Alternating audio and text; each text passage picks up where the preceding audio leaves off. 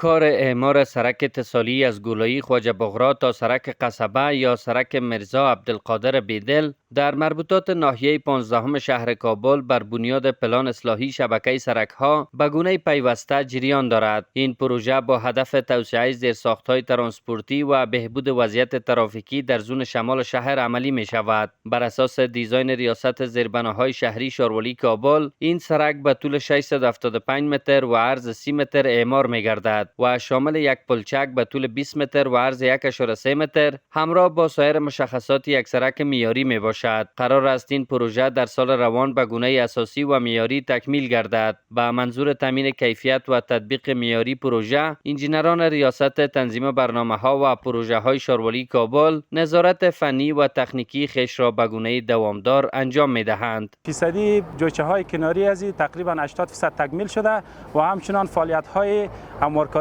با طبقه سبگرید در این پروژه جریان دارد. این پروژه که از شامل دو بخش می باشه که یکی توسعه کنکریتی است که به طول 240 متر توسعه کنکریتی داده میشه و همچنان به طول 435 متر اسفالت داریم در این پروژه و تقریبا فیصدی پیشرفت کار در این پروژه 25% می باشه.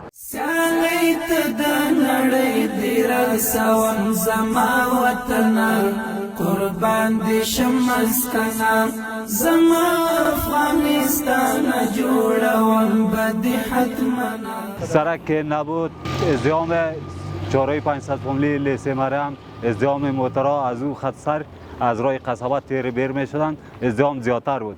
انال این سرکی که وصل شده ازدحام موتر 4500 فامیلی را یا لیسه مریم اینجا را مشکلش بسیار سهولت ساخته. کار شارولی کابل یک تعداد مردم هم در کار شدن. هر پروژه‌ای که چیز میشه در تمام نقاط شهر کابل که جریان داره نتیجه درست دادن و خوش هستیم که دگان پروژه سرک سازی آبادی در وطن ما جریان داشته باشند.